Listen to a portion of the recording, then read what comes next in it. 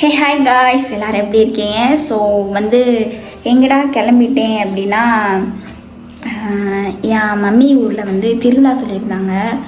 காலையில் கிளம்பிட்டேன். Some issue, நான் என்னென்னு நான் தெளிவாக சொல்கிறேன். இப்போ டைம் நைட்டு 8 o'clock ஆயிடுச்சு. இப்போ தான் என்னோடய ஹஸ்பண்ட் வந்தார் ஒர்க் போயிட்டு. ஸோ நான் இப்போ கிளம்பி வீட்டுக்கு போகிறேன். அவங்களுக்கே தெரியாது, சர்ப்ரைஸாக போகலாம், என்ன பண்ணுறாங்க பார்க்கலாம் அப்படின்னு சொல்லிட்டு கிளம்பிட்டேன். 2 days எனக்கு தெரிஞ்சுட்டு திருவிழா இருக்கும்னு நினைக்கிறேன். ஸோ கிளம்பிட்டோம், போயிட்டு பார்க்கலாம். வீடியோ மறக்காமல் பாருங்கள். காலையிலேருந்தே சோதனையாக தான் வந்துட்டுருக்கேன் எனக்கு. ஏன்னா காலையில் ஒரு 9 o'clock இருக்கும். நான் கிளம்பிட்டேன். சரி பஸ்ஸில் போகலாம், அவர் ஒர்க் போகிறாரு, நம்ம பஸ்ஸில் போகலாம், அவர் லேட்டாக வரேன்னு சொன்னாரா. ஸோ நான் கிளம்பிட்டு போகலான்னு சொல்லிட்டு பஸ் ஸ்டாப்பில் போய் நிற்கிறேன். நானும் தம்பியும் கிளம்பிட்டு போய் நிற்கிறோம். பஸ்ஸு வரல. இந்த ரூட்டில் இன்றைக்கி பஸ்ஸே வராதுன்னு சொல்லிட்டாங்க. ஏன்னா எங்கள் ஊர் பக்கத்தில் ஒரு சின்ன ஒரு ட்ராக்கில் ஏதோ ஒர்க் இருக்குது, சின்ன ப்ராப்ளம், அது சரி பண்ணிகிட்ருக்கோம் அப்படின்னு சொல்லிட்டாங்களாம். எனக்கு முன்னாடியே தெரிஞ்சால் கூட நான் பேசாமல் வீட்டில் இருந்திருப்பேன். எல்லா வேலையும் பார்த்து எல்லாத்தையும் எடுத்து வச்சு அங்கே தெரியாமல் பாருங்க மட்டும் பஸ்ஸு அவனா கூட்டிகிட்டு போனால் பஸ் வரலன்றாங்க. 1 hour நின்று, முன்னாடியே தெரிஞ்சால் கூட வீட்டுக்கு வந்திருப்பேன். 1 hour நின்று பார்த்தேன், பஸ் வரல. சரின்னு சொல்லிட்டு நான் திரும்பி வீட்டுக்கு வந்துட்டேன். அப்புறம் அவர் கால் பண்ணி சொன்னேன், இந்த மாதிரி பஸ்ஸு வராதான் அப்படின்னு சொன்னேன். எனக்கு ஒரே கஷ்டமாகி போச்சு.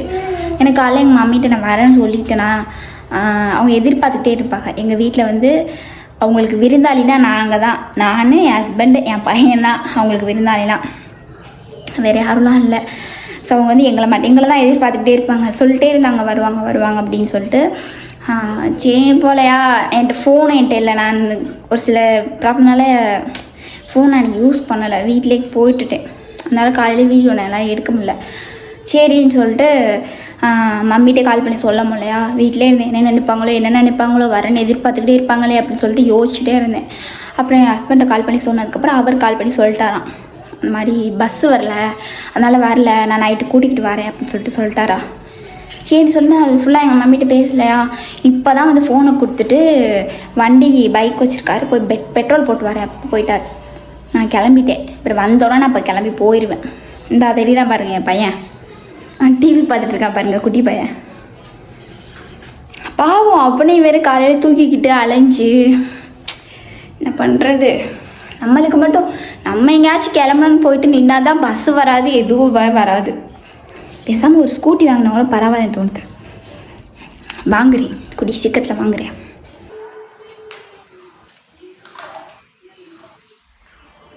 ட்ரெஸ் நல்லா இருக்கா? சும்மா சிம்பிளாக தான், நைட்டு தானே போகிறோம் அப்படின்னு சொல்லிட்டு கிளம்பிட்டேன்.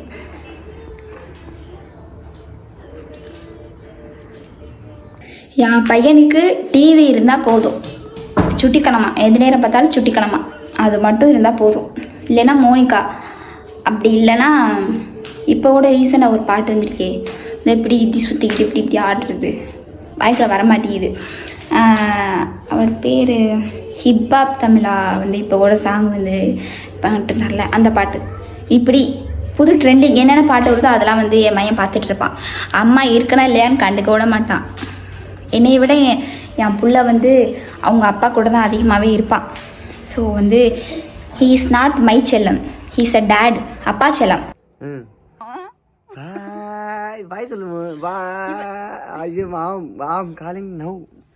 வீட்டுக்கு போயிட்டு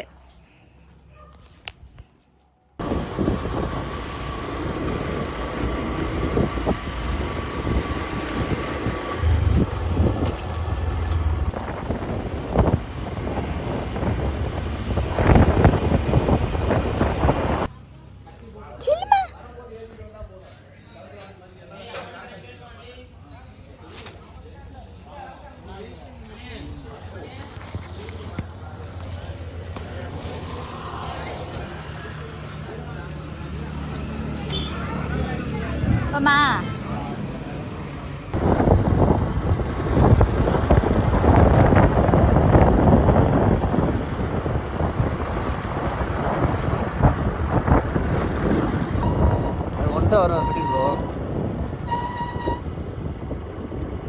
ஃபோனுக்கு கேமராவுக்கு என்ன வித்தியாசம்? கேமரா நல்லா தான் இருக்கும், ஆனால் எடிட் அதில் அதே ஃபோனில் எடிட் பண்ணலாம், அப்படியே குவாலிட்டி. அது சொல்லலாம்.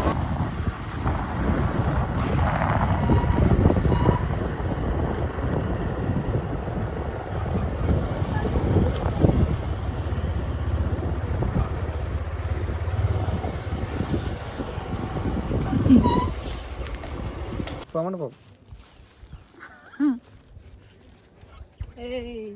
யாராது சாப்பிட்டுக்கிறீங்க பேருக்கு தான் ஐஃபோன் ஒன்று.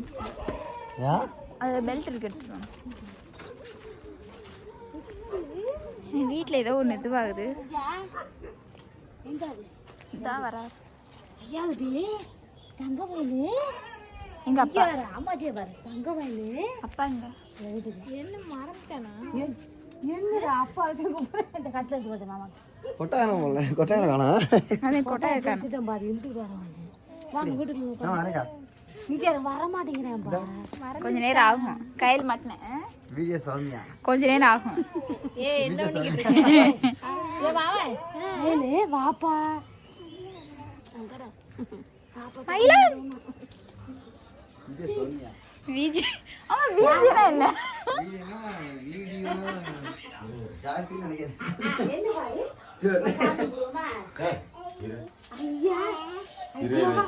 உட்காருங்கப்பா. மாமா சாப்பிடுங்க பெரிய சாப்பிடுப்பா. சாப்பிடுங்க. உட்காருங்கப்பா. கட்டில வெளியே தூக்கிறீங்களா? சாப்பிடுங்க. இல்ல அங்க இந்த ஃபேனை போட்டு வா வா வா வா வா. தூங்கிட்டேன் அதான்.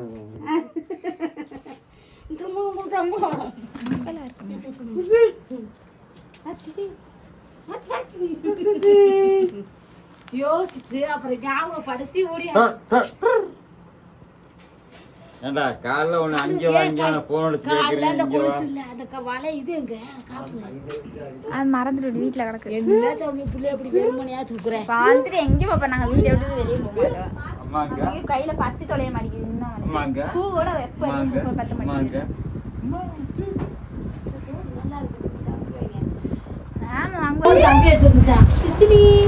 யாரு ஏங்கிறானே யாரு ஆதா தண்ணி வீட்டுக்கு வந்து நம்மளோட கண்டுக்க மாட்டேறாங்க. அவங்கதே முக்கியம். பெத்தி எடுத்தவதா இன்னையும் தத்து கொடுத்து போட்டான்னு பாட்டு தான் படம். ஓகே காய்ஸ், நான் போயிட்டு சாப்பிட்டு நாளைக்கு நான் வந்து வீடியோ அப்லோட் பண்ணுறேன். தங்க எங்க தங்க உங்க இப்போ பார்த்தாலும் இப்படிதே, இங்கே வந்தாவே இப்படிதே சாமியை தூக்கிக்கிட்டு தெரியுவேன். பா பா பா பா பா. அம்மா சாமி சொல்லுப்பா. அம்மா சாமி மை சிஸ்டர் என் தம்பி சென்னையில் படிக்கிறான். எங்கள் அம்மா எங்கள் அப்பா இப்போ சரி நல்ல நிலைமையில இல்லை, அதனால வீடியோ எடுக்கல. ஸோ நாளைக்கு நான் வீடியோ எடுத்து போடுறேன். ஃபுல்லாக பாருங்க. அது வைப்ரேட் ஆகுன்னு சொல்லிக்கிட்டு இருந்தாரா? நோ நோ, ஃபோனை வந்து திருப்பு. எனக்கு அழுத்தி விட்டீங்களா? இது போகிற மாதிரி போச்சு. சரி அபிட்ட கையில கையில படமா இருக்கிற மாதிரியா? என்ன ஒரு வருத்தம்னா என் தம்பி தான் இல்லை. அவன் சென்னையில் படிக்கிறான், எப்போதுமா இருப்பான். ரொம்ப மிஸ் பண்ணுறான். ஸோ அவன் எனக்கு வந்து மஹினா ரொம்ப பிடிக்கும். மஹிக்காக தான் அவன் எல்லாமே பார்ப்பான். நான் எப்போ பார்த்தாலும் மஹி மஹி மஹி மஹி. ஒரு நாளைக்கு ஒரு 6 டைமாவது கால் பண்ணிடுவேன். நான் வீட்டில் இருக்கும்போதெல்லாம் வீடியோ கால் பண்ணி பேசிடுவான். எப்படி சேட்டை பண்ணிட்டு இருக்கான்னு பார்த்தீங்களா? துணியெல்லாம் எடுத்து போட்டு இங்கேயும் அப்படி தான். ட்ரெஸ்லாம் வாஷ் பண்ணுறதுக்கு ஊற வச்சு வச்சேன்னா அப்படி தான் எல்லாரையும் தூக்கி கலைச்சி போட்டுருவான். எங்கள் அம்மா அப்பாவுக்கு என்ன, அவன் வந்தால் போதும். அவன் என்ன சேட்டை பண்ணாலும் சரி பார்த்துக்கிட்டே தான் இருப்பாங்க. அவங்க என்ன சொல்ல முடியும் சொல்லுங்கள்? என்ன பண்ணாலும் சரி என் பேரன் அப்படின்னு தான் சொல்லிட்டு இருப்பாங்க. அவங்க பசங்க தான் நம்ம ஏதாவது சேட்டை பண்ணிட்டா போதுமே. இந்த மாதிரிலாம் பண்ணால் அடிலாம் நானா சின்ன வயசுலாம் வாங்காத அடி இல்லை. அந்த அளவுக்கு நான் சேட்டை பண்ணி எங்கள் அம்மா கிட்ட வெளுத்து வாங்குவேன். சரியான அடி வாங்கியிருக்கேன் நானா. அடி வாங்கி திருந்தினா பாருங்க 2 பேர் எங்கள் அம்மாட்ட எங்கள் அப்பா கிட்டே எப்படி விளாண்டுருக்கான்னு பாருங்க. என்னெல்லாம் தேட மாட்டான். சும்மாவே அவங்க அப்பா கிட்ட போனவங்க கூட என்னை தேட மாட்டான். இல்லை இங்கே வந்துட்டா அவங்க ஐயாவையும் அவங்க அம்மாச்சியும் பார்த்துட்டு சுத்தமாக நீ தேட மாட்டான். அப்புறம் 10 o'clock மேலே சாமி நாடகம் ஏதோ ஓடுறாங்க அப்படின்னு சொன்னாங்க. சரின்னு போய் பார்த்தோம். நல்லா தான் இருந்துச்சு. ஆனால் தூக்கம் வந்துருச்சு. வீட்டிலே சீரியல் பார்க்க மாட்டோம், இதையா பார்க்க போகிறோன்னு வந்துட்டோம் நாங்கள் கிளம்பி. சரி அதை தான் பார்க்க பிடிக்கலன்னு சொல்லிட்டு நானும் எங்கள் ஆளும் வந்து வீடியோ எடுத்து சும்மா விளையாண்டுட்டு இருந்தோம். ஃபேஸ் இப்படி இருக்கு, ஏன் ஃபேஸ் இப்படி இருக்குது, அது இங்கே அது இதுன்னு சொல்லி கிண்டல் பண்ணிட்டு இருந்தோம். பார்த்தா எங்கள் ஊரில் வந்து பிறந்த ஊர் தானே நான். இது பார்த்தா எங்கிட்ட பார்த்தாலும் ஒரே ஃப்ளெக்ஸு, சரியான ஃப்ளெக்ஸாக வச்சுருந்தாங்க. அப்புறம் கொஞ்ச நேரம் நின்றுச்சு. கிளம்பலான்னு போகும்போது சாமி வந்து ஊரில் வந்துச்சு.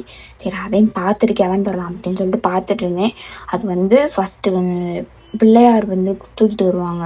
அந்த ஒரு இதில் வச்சு மாடு தான் எப்போதுமே வந்து அது முன்னாடி வண்டியில் வச்சு இழுத்துட்டு கூட்டிகிட்டு வருவாங்க. பிள்ளையார் தூக்கிட்டு வந்தாங்க. அதுக்கு பின்னாடியே வந்து அம்மன் வரும் பின்னாடி.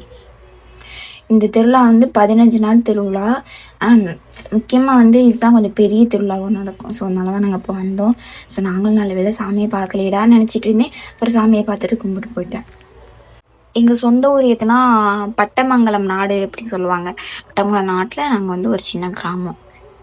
அப்புறம் நாங்கள் வீட்டுக்கு வந்து மறுநாள் காலையில் எனக்கு முன்னாடியே என் பையன் எந்திரிச்சிட்டா எல்லோரும் தூக்கி வச்சு விளாண்டுட்டு இருந்தாங்க. பக்கத்து வீட்டில் வந்து என் அண்ணி பொண்ணு வந்து என் பையனோட விளாண்டுட்டு இருந்தான். அவனுக்கு வந்து இந்த மாதிரி சின்ன யாராவது கூட இருந்தால் அவன் வடம் இருப்பான். சொல்லப்போனால் அவன் நான் ஒரு ஆள்னால என் மூஞ்சியை பார்த்து சகிச்சு போயிருக்கும் போல் அவனுக்கு. அதனால தான் வந்து என் கூட இருக்கவே மாட்டேங்கிறான். அப்புறம் காலையில் நான் ஒரு 7 மணிக்கு மேலே தான் எந்திரிச்சு வந்தேன். ஒரு 2 நாள் மட்டும் என்னுடைய கிச்சனுக்கு நான் விடுதலை விட்டு எங்கள் அம்மா வீட்டுக்கு வந்து நிம்மதியாக இருக்கலாம்னு சொல்லிட்டு வந்தேன். ஆனால் எங்கள் அம்மா என்னோடய அம்மாச்சி வீட்டுக்கு நான் போய் பிள்ளையை காமிச்சிட்டு வரேன் அப்படின்னு சொல்லிட்டு தூக்கிட்டு ஆளை காணாமல் எஸ்கேப் ஆகி போட்டாங்க. நான் என்ன பண்ணுறது, நம்ம வேறு வழி இல்லை, இங்கேயே நம்மதே சமைக்கணும்னு சொல்லிட்டு எல்லாம் உட்காந்து பார்த்துக்கின்னு காலையில் டீயை போட்டு பொங்கவே மாட்டேங்கிடுச்சு. என்னடா அதுன்ட்டு என்னவோ எல்லாம் பார்த்துக்கிட்டு தங்கச்சி ஊட்டி போயிருந்தப்போ மகிக்காக அது மவுத்தாரன் வாங்கிட்டு வந்துச்சு. அது ஊதி பார்த்தா என் மூச்சு முட்டி நானே விழுந்துருவேன் போல், அந்த அளவு ஊதவே முடியலை. நானும் அப்புறம் டீயெல்லாம் போட்டு குடிச்சிட்டு எங்கடா எங்கள் அம்மாவை கைன்னு போய் பார்த்தா இங்கேருந்து ஊருக்கு கடைசியில் இருக்க வீட்டு வரைக்கும் இவனை தூக்கி கொண்டே காமிச்சிட்டு வராங்க. நான் அப்புறம் தேடி கண்டுபிடிச்சி எங்கடா காணும்னு போய் தேடி காமிச்சு கூட்டிகிட்டு வந்துட்டேன். காலையில் எஞ்சி பார்த்தா வெயில் என்னை பார்த்து பல்ல காமிச்சிக்கிட்டு இருக்கேன். அந்த அளவுக்கு வெயில் சுளின்னு அடிக்குது. காலையில் 8 மணி 9 மணிக்கெல்லாமே சுள்ளுன்னு வெயில் அடிக்குது. அப்புறம் எங்கள் வீட்டில் இருந்து தோட்டத்தில் காத்த காய்கறிகளில் பாதி பெருசாக இருந்ததெல்லாம் நான் சாப்பிட முடியாதனால கொஞ்சம் கொஞ்சமாக இருந்து எல்லாத்தையுமே பறித்து கொண்டுட்டு வந்தேன் எங்கள் வீட்டுக்கு. அப்புறம் இந்த கனகாமரம் விதை கேட்டிருந்தாங்க எங்கள் அம்மா. அப்புறம் அதையும் எடுத்து எல்லாத்தையும் பேக் பண்ணி கொண்டுட்டு வந்தேன். இங்கேருந்து நான் கொண்டுக்கிட்டு போகிற மாதிரி தான் அங்கேருந்து திரும்பி வரும்போது ஒரு கட்டப்பையை கொண்டு போனால் எங்கள் அம்மா டபுள் கட்டப்பையே திருப்பி கொடுத்துருவாங்க. என்னதே வச்சு கொடுத்துருவாளோ தெரியலன்னு சொல்லிட்டு நானும் பார்த்துக்கிட்டு இருப்பேன். பார்த்தா எல்லா பொருள்களையும் வந்து கலந்தடிச்சு எல்லாம் பேக் பண்ணி கொடுத்து விடுவாங்க. எங்கள் வீட்டில் தான் இப்படி, எல்லார் வீட்லேயும் இப்படியான்னு எனக்கு தெரியலை. அப்புறம் நிறையாவே கத்திரிக்காய் காய்ச்சல் இருந்துச்சு. நிறையா செடி பறித்து போட்டுவிட்டேன். நான் பூச்சி வந்து கொஞ்சம் வைக்கிதா, நான் வந்து எந்த செடியுமே உரமே போட. சரி ஓகே, இருந்தாலும் நம்ம பறிச்சு பண்ணி கொடுத்துருவோம், வேஸ்ட்டாக போயிடும், நம்மளும் சமைக்க மாட்டோம் 2 பேருக்காகன்னு சொல்லிட்டு எடுத்துகிட்டு போயிட்டேன். அப்புறம் என்ன, எங்கள் அப்பா வச்சுருந்தாங்க அந்த பையனை, ஊரில் இருக்க எல்லாருமே தூக்கி வச்சுருந்தாங்க. எங்கள் அப்பா கிட்ட அவன் எப்போதுமே சரி ரொம்ப செல்லமாக இருப்பான். என்னை தவிர அவன் எல்லாத்தையுமே செல்லமாக தான் இருப்பான். அது வந்து முக்கியமான பாயிண்ட், நோட் பண்ணிக்கோங்க. என்னை ஏன்னே தெரியல, இருப்பான் என் கூடலாம் இருப்பான். அப்பப்போ பசிக்குது ஃபீட் பண்ணணும் அப்படின்னா மட்டும்தான் என் வீட்டை வருவான். மற்றபடி எல்லாருக்கிட்டுமே வந்து ஜாலியாக இருப்பான். எங்கள் வீட்டுக்கு பின்னாடி வந்து தோட்டம் வச்சுருப்பாங்க. இதில் வந்து என்னென்னா நெல்லி மரம் இருக்கும். சின்ன நெல்லிக்காய் இருக்குல்ல, அரை நெல்லிக்காய், அது வந்து நிறைய மேலே இருந்துச்சு. இந்த பாருங்க, இந்த மாதிரி நிறையா இருந்துச்சு. இந்த இலையா இருக்கும்னு தெரியல. நான் சும்மா இருப்பானா, எல்லாத்தையும் போய்ட்டு உடுக்கி விட்டக்கூடும். அந்த பக்கம் பக்கத்து வீட்டில் விழுந்துருச்சு. ஓடி போய் எல்லாத்தையும் ஒரு கொட்டானில் போய் பிறகி கொண்டுட்டு வந்துட்டேன். நெல்லி மரம் பக்கத்துலேயே வந்து ஒரு கொய்யா மரம் இருக்கும். இந்த கொய்யா மரம் இந்த மல்லிகை செடியெல்லாம் நான் தான் வச்சேன். இது இப்போ தான் சீசன் இப்போ தானே ஸ்டார்ட் ஆகுதுனால கொஞ்சம் கொஞ்சமாக இப்போ தான் பூக்கு. ஒரு காலத்தில் இது வந்து நிறையா பூத்துச்சு. இப்போ வந்து இந்த கொய்யா மரம்லாம் வந்து பெருசாக வந்துடுச்சா, அதோட நிழல் பட்டு வெயில் பட்டால் தானே வந்து எந்த செடியாக இருந்தாலுமே நல்லா பூக்கும். அதுவும் மல்லிகைப்பூலாம் சொல்லவே வேணாம். நைட்டு பலர்ந்தாலுமே வெயில் வந்து செடிக்கு வரணும் இல்லையா. ஸோ அப்படியே கொஞ்சம் கொஞ்சமாக பூக்கறெல்லாம் குறைஞ்சிருச்சு. அதுக்கப்புறம் டீயை போட்டு நான் பிஸ்கெட்டு என்னோடய ஸ்நாக்ஸ் ஐட்டம் எல்லாத்தையும் எடுத்து ஒரு கட்டிக்கிட்டு இருந்தேன். அப்புறம் என் வீட்டுக்கார் வந்து நான் மஞ்சி வெறுப்புன்னு சொல்லியிருந்தேன் இல்லையா. ஸோ அவர் அங்கே கிளம்பி போயிட்டாரு. எங்கள் ஊர் பசங்க, எங்கள் ஊர் வந்து சிவகங்கை சொன்னேன் இல்லையா, நாட்டரசங்கோட்டை, அந்த பசங்கள்லாம் வந்து இருந்துச்சு. சின்ன சின்ன பசங்க தம்பிங்கெல்லாம் வந்து இருந்துச்சுங்களா. ஸோ அவங்களோட கிளம்பி என் வீட்டுக்கார் போயிட்டாரு. அப்புறம் போயிட்டு அவர் மாடெலாம் பார்த்துட்டு வந்திருப்பார் போல். நான் வீட்டுக்கு வந்து தான் வீடியோ எடுத்து வச்சுருந்தேன், அதெல்லாம் பார்த்துக்கிட்டு இருந்தேன். ஜாலியாக இருந்துச்சு. எனக்கு இந்த மஞ்சட்டு மேலே பார்க்கணும் அப்படிங்கிறது ஆசைலாம் எனக்கு இல்லை. எனக்கு என்ன, அந்த வெயிலை பார்த்தாவே பயந்துக்கிட்டு நான் போகவே மாட்டேன். எனக்கு அப்படி ஒரு பயம். வெயிலை பார்த்தா மழையெல்லாம் அப்படியே மயக்கம் போட்டு விழுந்துருவேன் போல், வேர்த்து கொட்டி. ஐயோ நம்மளுக்கு வேர்க்கெல்லாம் வரக்கூடாது, வேணாம்பா, மேற்கொண்டு நம்ம மயக்கம் போட்டு விழுத்து ஆஸ்பத்திரியில் சேர்த்து பெரிய ஒரு பிரளயமே வெடிச்சிருந்ததுக்காக அதுக்காக நான் மஞ்சளுக்கே போகல. நான் வரல, நான் வீட்டிலே எப்போதும் போல் நான் குளிச்சுட்டுலே குதிரை ஓட்டிக்கிட்டு நான் சமைச்சிக்கிட்டே இருக்கேன். நீங்கள் போயிட்டு வாங்க, நான் சாப்பிட்டு பேசாமல் படுத்துடுறேன் அப்படின்னு எந்த ஒரு முடிவும் எடுக்காமல் பேசாமல் நானும் வீட்டிலே படுத்துட்டேன். எல்லாமே சமைச்சது நான் தே. எல்லாரும் என்னை செஃப்னு நம்பிக்கிட்டு இருக்காங்க. இப்போ சாப்பிட்டு சாக போகிறது நான் தான். நம்பாதீங்க, நம்பாதீங்க, 1.5 வருஷமா நான் சமைச்சு போடுதே அவர் சாப்பிட்டுட்டு இருக்காரு. 2 நிமிஷம் தான் இல்லை, சமைச்சிட்டேன். என்ன சமைச்சேன்னு சொல்லிட்டு நான் காமிக்கிறேன். இப்போ அவருக்கு வந்து சாப்பாடு வைப்பேன். ஸோ காமிக்கிறேன் பாருங்க. ஏதோ எனக்கு தெரிஞ்சது, என்னையுமே எல்லாரும் செஃப்னு நம்பிக்கிட்டு தான் இருக்காங்க. எல்லாம் இருந்துட்டு போட்டோம்.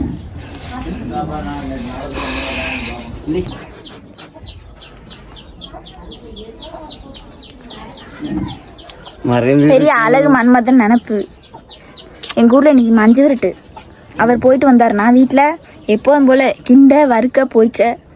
அழகுதான், வீட்டுக்குள்ளே இருக்க முடியல, வெந்து கிடக்கு.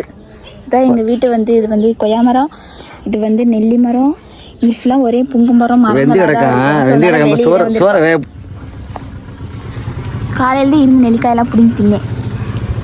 நெல்லிக்காய் பழம்லாம் பழுத்துருச்சு தெரியுமா? ஆமி போச்சு, பழம் இல்லை. ஏய் இனிச்சிச்சுப்பா. அப்புறம் என்ன சாப்பாடு தான். அப்புறம் இலையை விரித்து அவருக்கு எப்போதுமே சரி, யாருக்கு சாப்பாடு வச்சாலும் நம்ம வீட்டுக்கு வந்து சாப்பிட்றவனுக்கு ஃபஸ்ட்டு உப்பு வச்சிருவேன். அப்புறம் உருளைக்கிழங்கு மசாலா செஞ்சுருந்தேன்.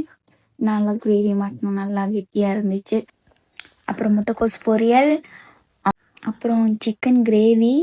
அப்புறம் அதுலேயுமே வந்து என் வீட்டுக்காருக்கு சிக்கன் கிரேவியை தவிர மட்டன் தான் வந்து ரொம்ப பிடிக்கும். சிக்கன் கூட கொஞ்சம் ஒரு அளவாக தான் சாப்பிடுவார்.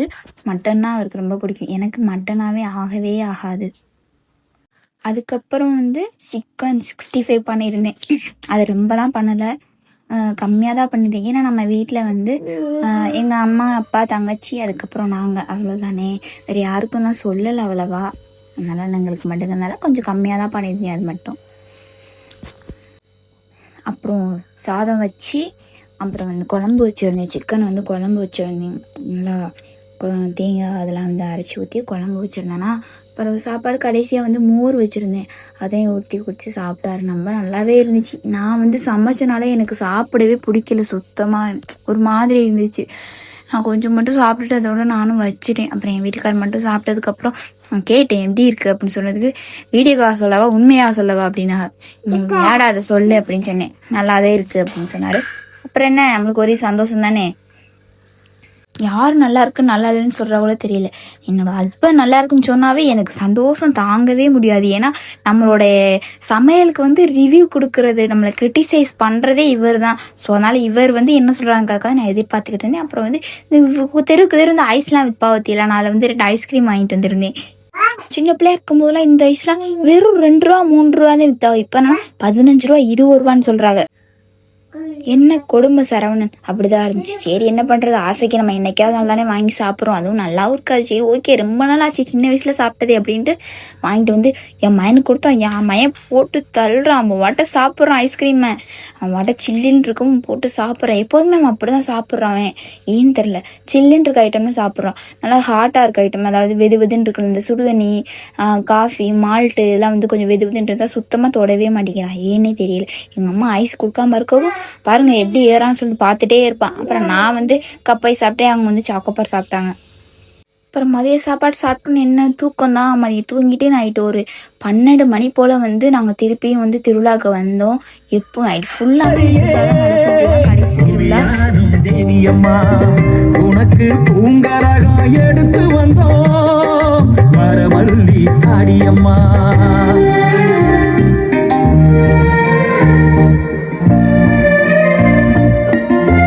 நான் போயிட்டு சாமி கும்பிட்டு தீபம் தொட்டுட்டு திருநூறு கொடுத்தாங்களோ அதை வாங்கி வந்து என் வீட்டுக்கார் பூசிட்டு நானும் திருநூறு பூசிட்டு நல்லபடியாக சாமியை கும்பிட்டு நாங்கள் நல்ல நிலைமைக்கு வரணும், எல்லாமே இதப்பா பார்த்துக்கணும் அத்தா அப்படின்னு சொல்லிட்டு வேண்டிட்டு நாங்களும் அப்புறம் வீட்டுக்கு வந்துட்டோம். மறுநாள் விடிஞ்சிருச்சு. ஐயோ இன்னைக்கு நாள் வீட்டுக்கு கிளம்ப வேண்டிய நாள் சொல்லிட்டு என் பையன் எந்திரிச்சோடனே கொட்டாவிட்டு இருந்தா. போய் தூக்கிட்டு வந்தோடனே எங்கள் அம்மா ஒரு பக்கம், எங்கள் அப்பா ஒரு பக்கம், என் தங்கச்சி ஒரு பக்கம்னு அங்கிட்டு இங்கிட்டும் பிள்ளையை விடவே இல்லை. தூக்கிட்டு விளையாண்டுக்கிட்டே தெரிஞ்சாங்க. ஐயோ ஊருக்கு போயிடுவாங்களே அப்படின்னு சொல்லிட்டு அவங்களுக்கு ஒரு ஏக்கம். எனக்கே ஒரு மாதிரி கஷ்டமாக இருந்துச்சு.